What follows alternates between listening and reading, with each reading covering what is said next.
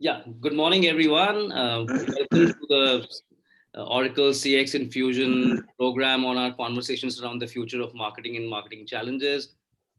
Thank you, Amit. Thank you, Ratnesh. Thank you, Sarveshwar, Sarvagya. Thank you so much for taking out time. It's a tough time for all of us. And, I really appreciate all of you taking out time, especially in these strange times.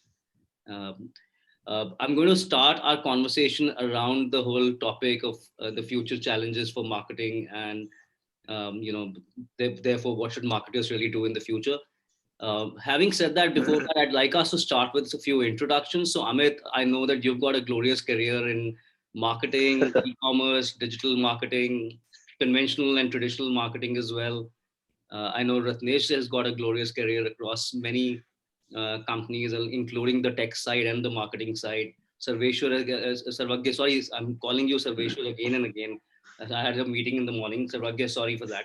No problem. Sarvagya, you yourself have been again in traditional marketing and the tech side as well. A little bit about myself. I've been in advertising for over 20 years, more on the strategy side, digital side, tech side as well. I've worked across APAC, across in New York as well for some time, global projects as well. And I run a consulting firm and a digital marketing firm. So what we'll do is we'll start this discussion, Amit, with if you could take us through your journey, your career in the last, in fact, the entire journey, and what were the key challenges that you faced, which you feel have built you the way you are, and which today also impact you. Well, first of all, I would like to thank you for the good and a great introduction. We never that great that you put us into, and I think marketing has been changing a lot since I think last 3 to 4 odd years. There's been a very strong and sharp shift that is happening across every year. But what is happening is this is about 15 odd years since I've been working in marketing now, and I've dabbled in different roles across in sales, marketing, digital marketing, influencer marketing, performance marketing. Off late, everything is coming together. But I think I would still like to call myself especially student of marketing because it teaches us every day new things every day. And been an interesting journey. The most interesting journey started when in about 2012 when I started working for Flipkart. Those are the early days when people have heard about Flipkart, people knew about e-commerces, but people never thought that that's the place for me to go ahead and buy stuff from.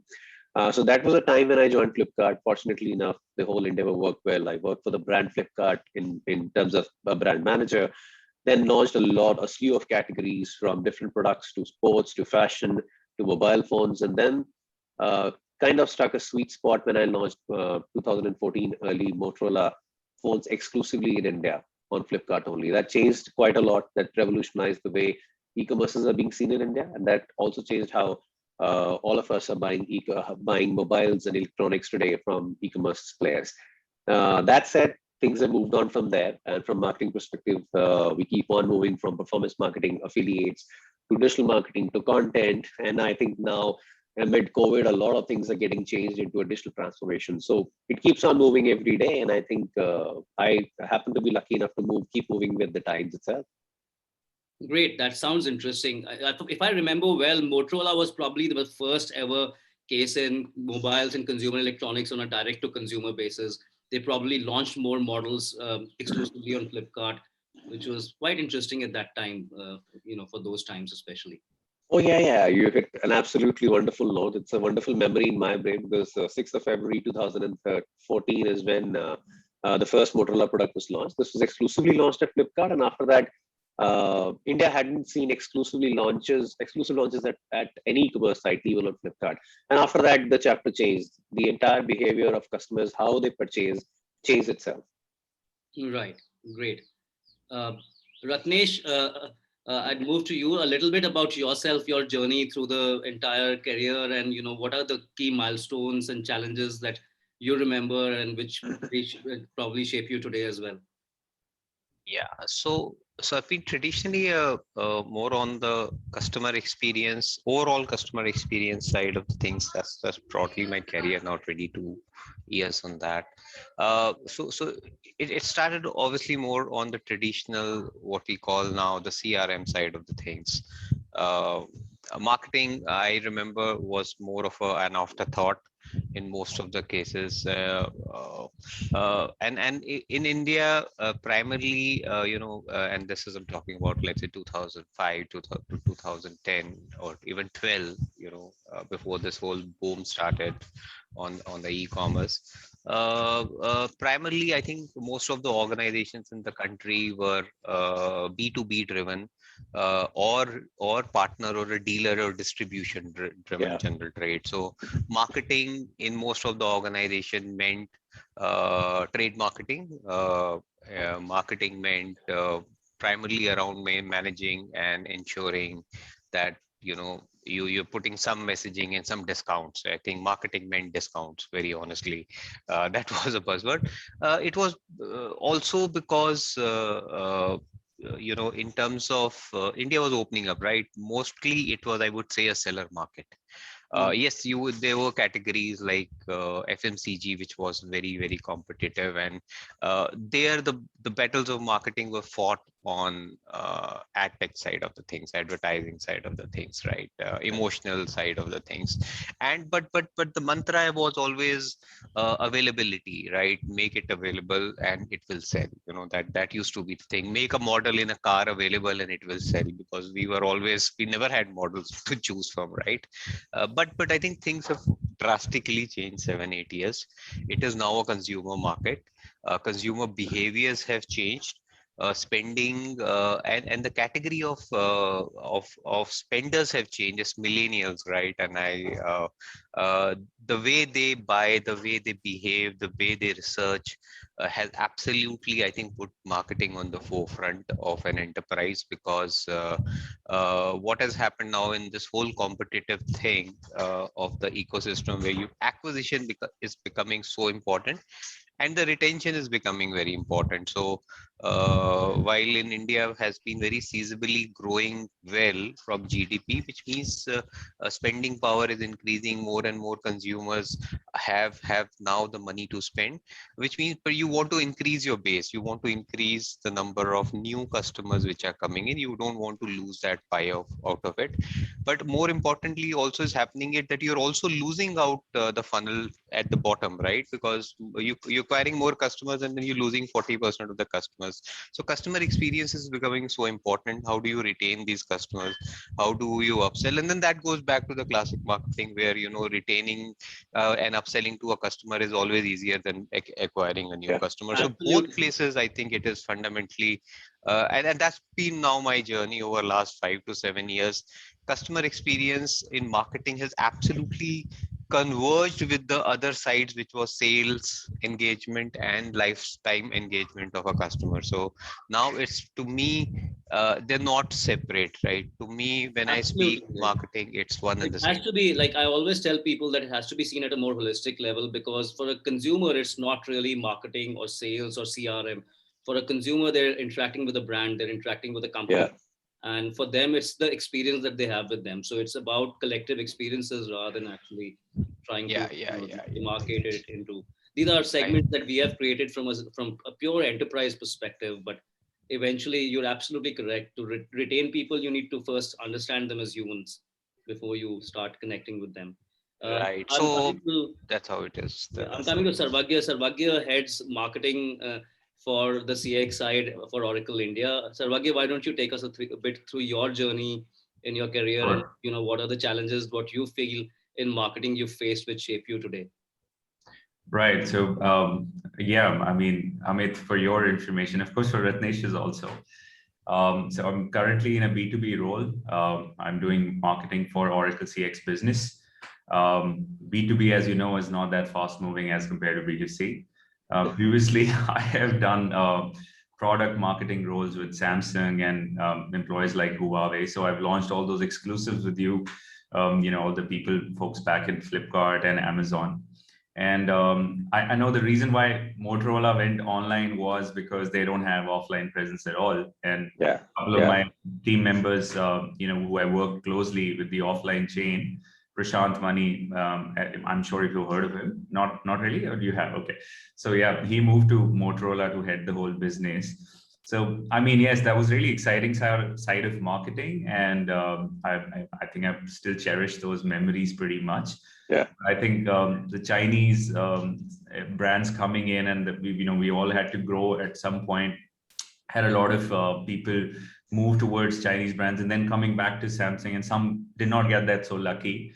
So we ventured out in terms of different companies. So I would say that I started with traditional, but at the same time, traditional always had an infusion of digital, and digital was one of the areas which I always wanted to explore more.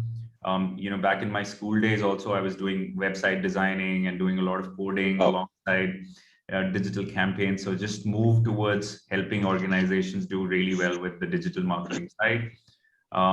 So that's been my journey in the digital mostly, and Oracle just putting in all the B2C experience back in B2B, making it more interesting, intriguing for everyone. At Oracle CX, I would say that we are blessed. I would say I take pride in working for this business in Oracle. Why? Because the suite of applications which we have combined, giving a 360-degree view, and some of the products I use for my marketing itself. I think it's very promising and very targeted. There's less spillage. We are doing everything when you talk about Eloqua, about how well targeted it is, and I really enjoy using these products for my own marketing need. So yeah, I'm looking forward to collaborate with you and with Divya and with Ratnesh, which I always keep on doing for some of our events and campaigns which we do. So looking forward to that. Thanks, Sarvagya. Yeah. Amit, I'll come back to you on the core topic, which is about the future of marketing and challenges for now. So just give me a little sense of what do you feel are the core challenges that marketers are facing today? And basis that, what do you think is your vision on the future of marketing? Okay, so I'll probably ramble on this for a couple of minutes, maybe. Oh, sure, please go ahead. Like, don't worry. Like, just ramble. Like, because we know that you go through this on a more ongoing basis, so there will be a lot of areas beyond what you could also. You could even come back to us later with some interesting points. No, but I think this is a pain point, right? And pain points are like obviously in front of you, so I don't need to think, and they are there. But you beautifully captured the sentiment of the pain when I'm going through, or the challenge which I'm going through probably every day, by saying that when a customer interacts with you, he doesn't interact with a CX team. He doesn't write on Facebook. He doesn't call you or a call center. He's interacting with the brand, and the brand has to take care of him, and the brand has to get back to him. The brand has to resolve the problem that the customer is facing. When a customer goes to a website, website doesn't open, website opens slowly, or the page are not responding, or you're being thrown 401s. This is a technical issue. This is a problem for the brand itself. Now, why am I taking different examples? Because these are different. In a train, these are different boxes, and we have compartmentalized or kind of boxed out different issues for our internal experiences, because we want to move the coaches like that. But for customers, it's getting a break, getting a break into the brand experience. And when that happens, is, well, customers don't really get the best out of it.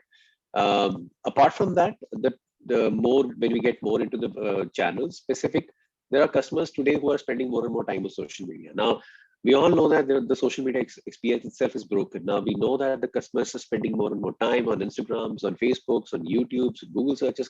But are these mediums really talking to each other? Can I confidently say that if I've gotten 1 million views on a specifically targeted video on Facebook, and I've gotten 3 million views on a specifically targeted video on YouTube, are these really unique views? Are these overlapping in some sense? Are these different customers, unique customers? How much is the overlap? How can I target differently? How can I target specifically?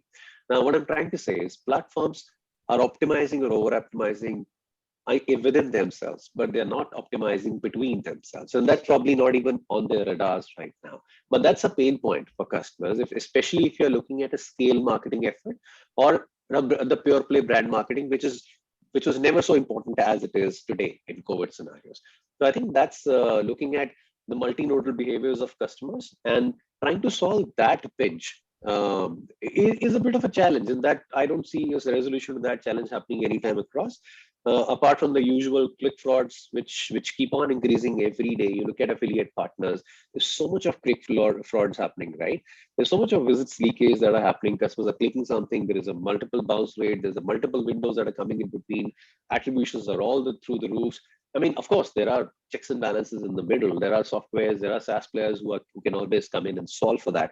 But that's like, yeah, that's it's a problem which is an irritation right now, and it's going to become a big problem as we move along. So these are some of the big at the top level, that some challenges, some pain points that I see through almost every day in my professional life.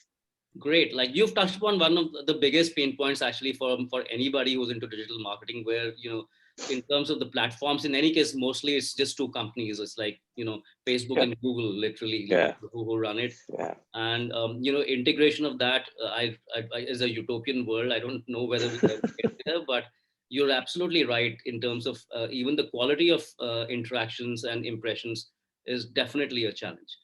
Uh, Yeah. so in that context, what do you think is the future like that we are looking at from a marketing perspective, and what should marketers therefore, how should they look at the future? See, I'm not sure how the big tools will solve the problem of integration. I'm not sure, so I'm just going to park that aside. That from taking a moonshot at what how the future is going to evolve all the customers, because COVID has given an irreplaceable shape to how things are. Before, we were doing things in a separate way. There were a lot of areas where we used to get off, even if there things were being done suboptimally. Customer used to say, "All right, that's fine. I'll come back to you again." That's not going to happen anymore. Customer is very clear. He needs X, and unless you're going to provide that X in a beautiful manner to him, he's not going to come back. He's more conscious of the money that he's the whole hierarchy, the whole behavior that on which his consumption is based has changed. I was reading an EY survey, and it says that customers are now thinking three things. He's thinking cost, he's thinking health, safety concerns, and he's thinking value. There is no money coming into this hierarchy right now. These are the top three factors. If customer is prioritizing these preferences in his mind while he's looking at you from purchasing angle, and you're just talking about 10 rupees off, 10 rupees off, 10 rupees off, that's not going to cut the ice. You got to change. You got to wear the lenses that the customer is right now going to speak to you with, and then change your marketing. So that's more like a strategic move, how you design your whole experience, how you speak to customer, how you design your creatives, what kind of loyalty bonuses you give to the customers, all this. And this is not only one angle. This can be at a call center, how the experience is. For example, a lot of guys today are trying to talk. You and me are like kind of working simultaneously, living simultaneously, doing X number of things. I don't have time to maybe spend half an hour calling one call center and figuring out stuff in my life. I need chat and chat bots. I need information that is available for me when I need it to skim through and being served to me. That's the future. That's what the companies need to grow, get into. Whatever you're doing, get the whole traditional marketing stuff online. That's the first step, I think. Whatever we are doing offline, whatever parallels you're doing traditional marketing stuff 2 years back, 1 year back, get the whole goddamn thing online. Get the customers, at least make it presence. That's I think the ground zero. That's not even something which is going to wow the customer. It's something which is going to say, yeah, it's there. Oh, What's so unique about totally, it? totally agree. I think you made a very big point, but I think this whole world where there was a conflict between traditional marketing and digital marketing, and I always used to have an argument that performance marketing does not mean giving discounts. That's not performance marketing means showing performance, and that Yeah, has to be done at a more holistic level, right? And yeah, for the rules and the ground rules of marketing and traditional marketing, along with how technology helps us solve customer problems, is really the way forward. With this, I'm going to move to Ratnesh. Ratnesh, what's your point of view on the challenges that you feel consumers and brands today are facing from a marketing perspective? And what do you think is your view in the future of marketing and what we need to do from a future perspective? Right. So, no, I think what we just heard is absolutely true. So, a couple of things very interestingly. In fact, yesterday on LinkedIn, I was going through Deutsche Bank's article on empathy-based chatbots, right? So the chatbots needs to have empathy. The whole thing was you cannot start a chatbot today which says, what do you want? Right? In this whole COVID scenario, right? You have the chatbot is a channel which represents your organization, right? So I'm just going down to the next level of where today organizations are looking at the word empathy back, right? And because this is very critical from a customer's perspective. He wants the best product, he wants the best experience, and he wants you to talk to him nicely or her Yeah. nicely, right? So empathy is so whether it's in a content, uh, and it is to a level where today the customer says know me to a, and data and automation is helping in a way where it says I more prefer to, for example, chat with you or interact with you on a web than maybe on a push, than on an email versus an SMS. And there's another persona which basically says, I am okay on a push, but don't give me anything before 10 p.m. Right? 6 p.m. if you're going to, or 3 p.m. right now, right? If there are SMSs coming or a push coming to me, I'm not even going to watch it, right? So it's virtually like a 1:1 personalization. It's a utopian thought through, but today I think for a marketer, and I think that's the challenge, every customer is different. Every customer wants a 1:1 personalization, and could be a one parameter out of probably thousands of parameter where he or she is different, but he or she expects that you know that parameter, and then you would tune the messaging accordingly, tune the channel accordingly, tune the content accordingly. So it's a great for a customer, and it's a big challenge for marketers. And the other thing which we also seeing right now, as I think we discussed earlier, it is no longer a job of a marketer to represent an organization or a sales guy or anybody, right? Today every organization touch point is basically marketing the organization or representing the brand. So you cannot have a good campaign running with awesome this thing, and then your service guy mucks it up, right? Or your delivery guy, you can do the best thing, and the end last mile goes bad, and that's it. Or you can do all the good things, and finally you realize that the good was not, there was a defect or whatever. So every aspect of the organization is basically gearing up together and giving that customer experience today. So that I would believe is what today I think this is marketing is a CEO's mandate. It's, I wouldn't even say, they're as tuned in today, and it's no longer about sales and operations. It as the top key KRAs of a CEO. It's right down to leading organizations, or at least visionary organizations. That's where it is heading now. Wow, that's I completely agree with you that as a classical marketing person, that's like a dream for us, because we fundamentally believe that if you truly want to build a brand, we talk about the 5 P's of marketing or the 6 P's of marketing. The reality is they have to touch every aspect of the company, and yet marketing is just a function that is seen as a support function, versus actually marketing is a function which, in a lot of ways, Steve Jobs for me was a great marketeer and a CEO who brought the entire experience together, right? So that's really where it is. Coming from there, Amit, to build on this, I'd like you to let me know, like, if supposing a marketing head like becomes a CEO or starts leading an organization, what do you think are the systemic changes today needed which come in the way of a marketing person to actually deliver an experience like that? I think COVID has pretty much pushed us in a direction where, and even without COVID, we were probably getting into the area where we were getting kind of forming integrated systems, fluid system that was able to converse within themselves of the customer data.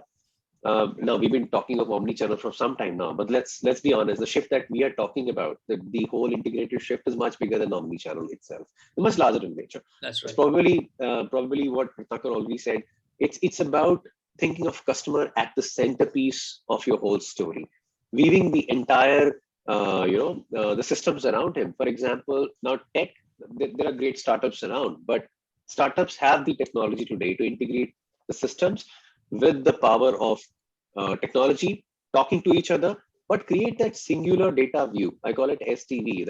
Unless I can fetch, and he beautifully put out the point of the timing at which I need to be communicated, the mode in which I prefer the communication to be. Now, these are preferences. Somebody in the system needs to record these preferences, A, and then there has to be multinodal systems which can utilize this communication for a PN, for a phone call, for a sales call, for anything, for an emailer, for any communication that can be used. But the preferences need to be there, and the system needs to be there which can transfer these preferences from one part, one department, one silo to all these silos. So I think that that to me is a problem not only for marketing, but it has elevated itself to a CXO level as well. Thinking of customers at a center point, understanding his preferences, and then masking the entire system to work for that preferences is where it needs to head. Right, Ratnesh, what about you? Like your view on what are the systemic changes, if you see it from a CEO's lens that are needed today, and also a little bit about marketing maturity. Like some of the things that Amit has talked about are, in my opinion, like the ultimate of marketing maturity. Like if you can reach there, like a single data view, single customer view, high empathy. I wish that world exists. So why don't you talk a bit about that? And no, so see again, if a CEO, for example, drives thing, then obviously he touches all the department. So I just brought from marketing to a CX. So see today, when we go and do transformational customer experience projects, we ensure or I'll put this way, the projects which succeed is typically where a CEO is involved, which means he's able to put all those departmental people together. And we spoke about these concepts of customer journeys, right? Just a few minutes back. Now, when these customer journeys happen and they transcend across different departments, you would typically see, the department heads and they have their own islands and their own power games. And this is where the CX function basically is now not a departmental function. It's a function which encompasses. It's a matrix organization. There are roles like CDOs which are coming in, and CDOs are not CIOs, by the way. And typically on the digital transformation, you would see this organization supported very, very keenly with the CEOs, and this is where a really transformational process change happens. Otherwise, sometimes it just ends up at IT implementations, and then some lot of these do not work very well because you end up with maybe doing too many things at different department levels, or you're not seamlessly transferring that knowledge or information to each other. So we're seeing that happening. Data is really being collated together. So now it's no longer a marketing data or a campaign effectiveness. It is how effectively marketing is helping sales. You can run fantastic marketing campaigns, but if it is not getting converted into sales, absolutely, service is becoming a cost centers. From cost centers, they're becoming profit centers, which means that service is now, especially when things like COVID, you're not able to acquire net new customers. How do you acquire more customers, right? How do you increase the revenue share? So every interaction opportunity, so service or interaction opportunity becomes a marketing opportunity. So how do you make service center as a profit center? So broadly, I think today this is becoming a matrix organization. Second point on the maturity, yes, I think some of the organizations are on definitely on the marketing point, but I think the core of that is data. Where I have seen organizations being able to see, because what you said, it's high, no, but it's not rocket science. Some of the things which we just spoke about, which is send time optimizations or channel preferences or across channel, this is, I think, today pretty much available. What basically but drives is the data. If you can connect your behavioral data, if you can connect all your first party data, how are you using the likes of DMPs? How do you create those customer data platforms today which are actually alive and kicking? There is no point in having a data which is 6 months old. 6 months old, I would probably be shopping, or maybe a year earlier. COVID is actually loss of time. A year earlier, I'm a guy who probably buys shirts online. Today, I think I haven't looked at a formal shirt, and none of us, right? My shopping preferences have changed. My exercise preferences have changed, right? So everything has to be dynamic. It is at this particular moment. And I think that's what is driving this whole data collection together across the organization, with an overall ecosystem together, which is the behavioral data coming from signals all over, and that is what is today, I think, the new paradigm is to run a successful acquisition or a successful customer experience. Great. Amit, any interesting anecdotes or examples that you can share in this context, like of what should organizations start doing, and also some of the initiatives that you're probably already doing, in your role that you'd like to share, which are interesting from a perspective of overcoming these challenges and from a more future-ready marketing perspective? I'll take the point of what should organizations start doing, and I'll throw a bouncer at you. I think we should start integrating product marketing and marketing functions together. I think these are not two separate functions. A lot of companies are treating it very differently, treating it as if these two are very different expertise oriented. They both stem from the same customer. They both stem from the same customer voice, customer preference. They're not two separate stuffs. They're not two separate teams. I think we can start by throwing one of them off the field and integrating these two under one roof. Today, if these are two separate islands, they need a bridge. They need a bridge stronger than a one-off project or a couple of interactions in a month. It needs to be stronger than that. Once you start doing that, it's a lot more unison. The whole experience of customers getting into your product is easier. The whole payment experience, checkout experience is easier. Integrate yourself with the channels itself. Now there are thousands of things available. You already know customer preferences are towards spending more time on social media. You can easily integrate your or perhaps reduce friction between social media and buying. Your buying does not have to be click, reach your site, select the product, and then buy. Your buying can be on social media itself today. Integrate all these things. Become the product marketeer as well as marketeer together. That's something which you can start doing today. Second big thing I think, which I've already spoke about, the creation of that SDV, the singular data view. Some of the companies are already doing that, but it's not being done in totality. There are breakages. Give us a little everywhere. example. Are there some things that you are doing from your perspective in your role as from a single data view perspective, like, and how could you, if you had to tell us, how could we actually help a lot of other clients, even reach that point? What could be some nuggets that you could share with us? See, there are a lot of viewpoints. I mean, there are different buckets to which a customer belongs. Awareness, consideration, trial, leave that out. That belongs to marketing. But post-purchase, pre-purchase, on the website, after the purchase that happens, where does it go? These are now 3-4 different buckets that we're talking about. Right. A singular data view means that somebody in the system has preferences or has information stored on this customer that he purchased, let's say, X car in X month in X location. Now that's as simple as it gets. Right. The other data preferences can be he purchased Y car in Z location in some other format. Now, how can I create a mechanism which actually understands that a customer is traveling to Bombay every few, now this is not valid anymore, but the customer is used to travel to Bombay before the lockdowns happened, and he needs a car always available in the morning at 10 at the airport when he lands. Now, this is something which marketing can take care, right? Directly absorb that and use that in the messaging, which is again one-to-one in nature, therefore very difficult to execute. But a messaging window can be communicated. Now, similarly, the preferences of PNs can be accommodated, preferences of emails, preferences of how social media has to be targeted to that customer. Does it have to be, if you're, for example, sitting in Delhi, but you're not taking the car in Delhi, you're taking the car when you go into Bombay. So do I need to show you in context of Delhi, or do I need to show you in context of Bombay? Now, these are separate questions, and the answer lies in different chains that are within the organization. All that we need is somebody to look at these chains and churn out a communication, churn out a strategy, which makes sense for that customer at that time. And hopefully, positively at Rev, we are actually in the middle of doing the transformation. Right. With this, I'd like to ask one last, which is the most important part of it, which is that, we've had a lot of discussion on what is the future and what should we actually start doing. But the most difficult thing, according to me, in life is actually to stop and to say no.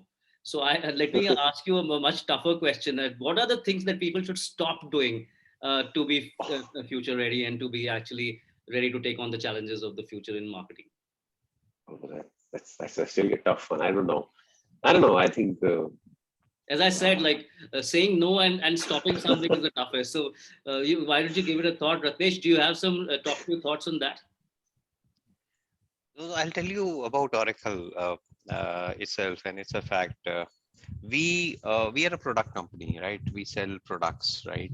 Then we have partners who do the implementation, and for donkey years, and Oracle is, in some categories the number one, best of products. But we always had this product selling thought process always, sell the product, 20% AMC, and find new products, create new products, and keep selling, keep buying new products and keep selling. But they are all service products or whatever in tech side of products. But what has happened over last few years in cloud, with as the whole world has moved to cloud, is that we realize that we cannot be a product company. We need to be a services company, because we cannot sell a product and go away. We cannot, we have to be bothered whether the product actually has got implemented and customer has actually got the value it derived out of it. Because cloud is an annuity business, right? It is no longer now people are buying large transformational mega $1 million IT projects. It is, they buy a product, they test it out, and there's so much innovation happening that if they don't like it, they will just throw it away. So retention, renewal, and expansion is the core. So Oracle actually stopped being a product company. We're trying, and we have really put in a lot of over last 7 or 8 years.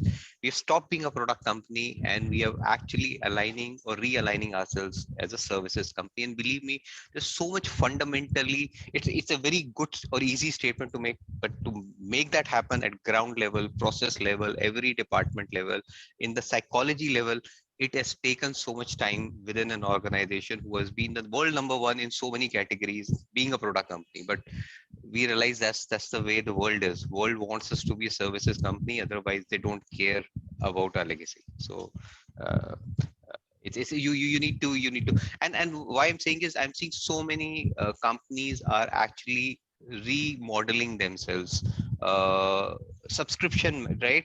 The whole new world moving to a subscription model. And Rev is definitely in one of those things which has gone into this space.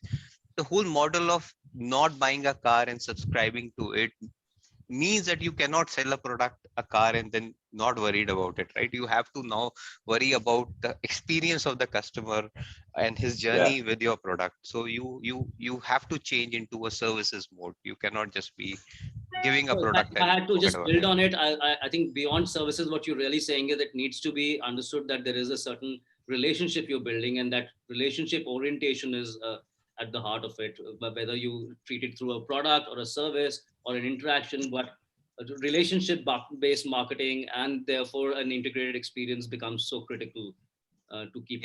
Is that so you have to stop, resting on your laurels, and you in some cases you have to actually change your product model. You have to change fundamentally as what company you work, and realign your DNA into a new thing, because that's what the customers want. Otherwise you'll go away. And there's so many cases of customers who have disappeared, and I'm not talking about products which have gone away, right? A digital camera or whatever. I'm talking about something you're still relevant, but you have to align yourselves to customer centricity, otherwise you will not survive. Sure. Amit, do you have any comeback on the nose? That's actually very well put, Ratnesh. And I don't think I can add on to anything more beautiful that he's already put in. But on a funnier side, I think we need to stop creating those 3-year, 5-year plans, vision plans that we used to make. I think that's pretty much out of the window. And we absolutely need to stop slicing the customer journeys into ownerships. That's not working. That's not going to work. COVID is actually pushing us to think more from customer centricity.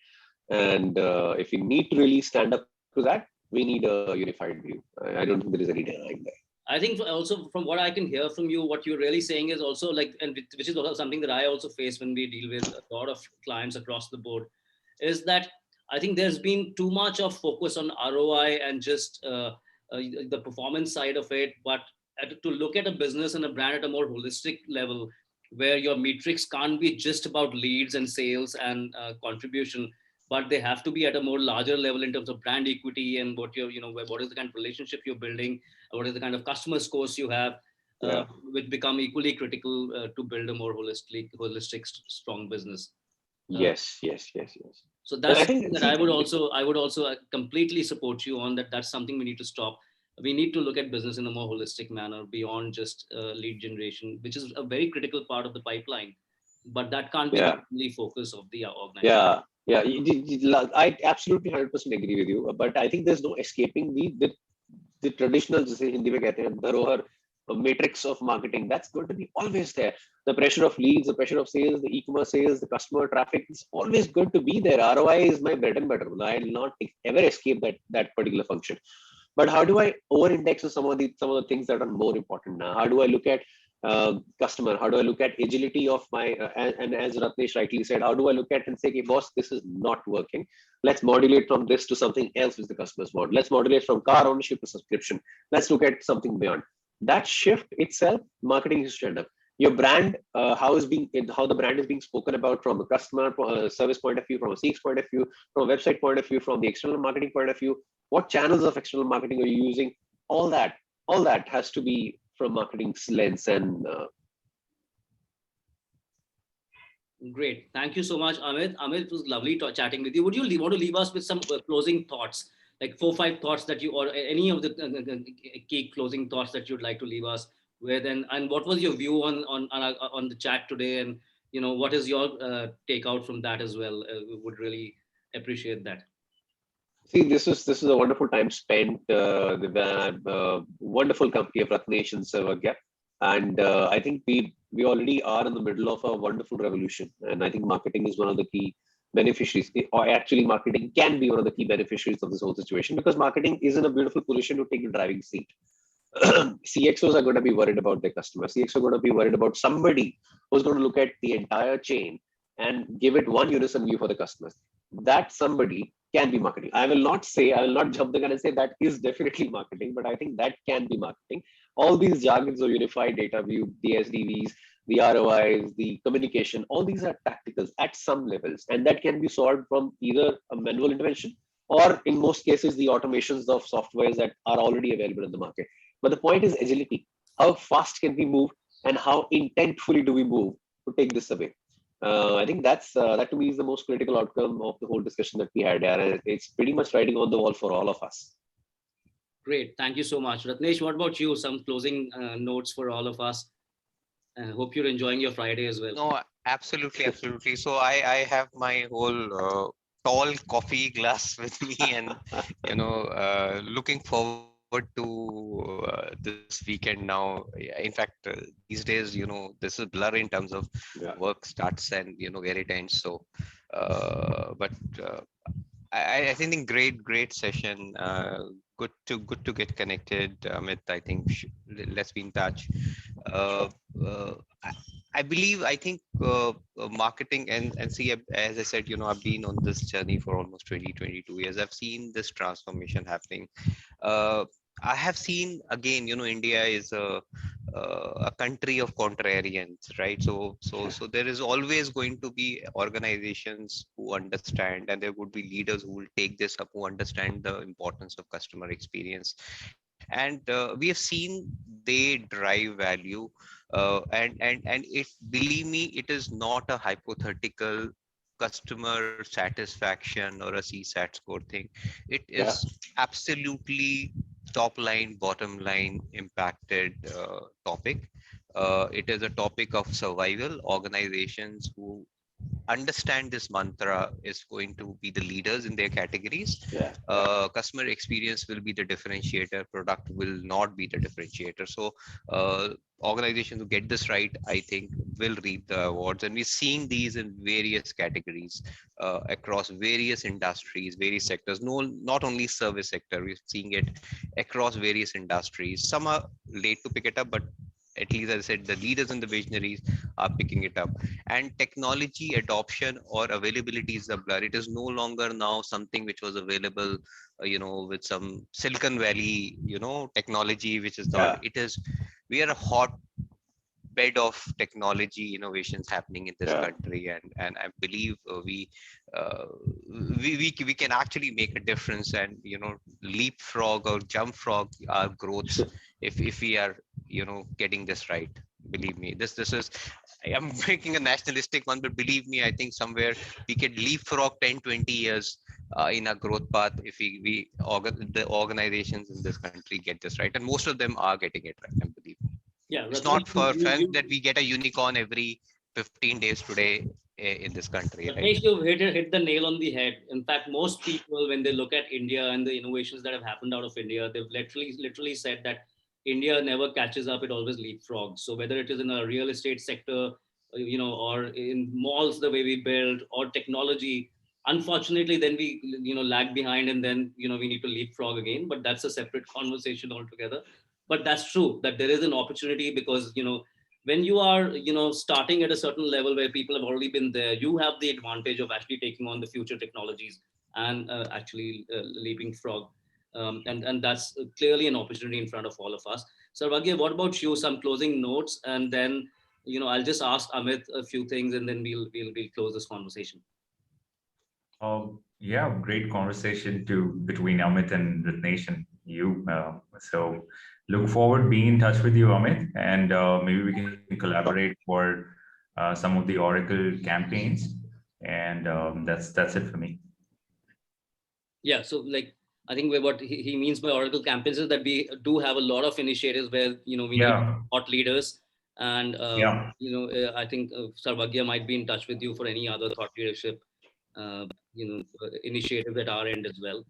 Amit, if there are any interesting key pain points that you have where as consultants we could come back to you with a point of view which could be stimulating for you to look at problem solving, we are very happy to do that as a follow-up of this call. So while it's great we had a stimulating conversation, you gave us time in this time. I truly am extremely thankful to you for that.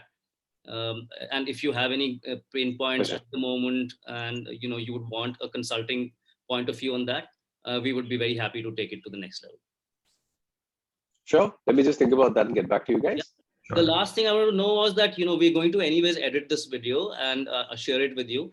Are you comfortable if we share this on social media, or do you have any reservations on that? No. I'm okay with that. Okay, great. All right, guys. Thank you so much. Have a great weekend, and we'll connect with you soon.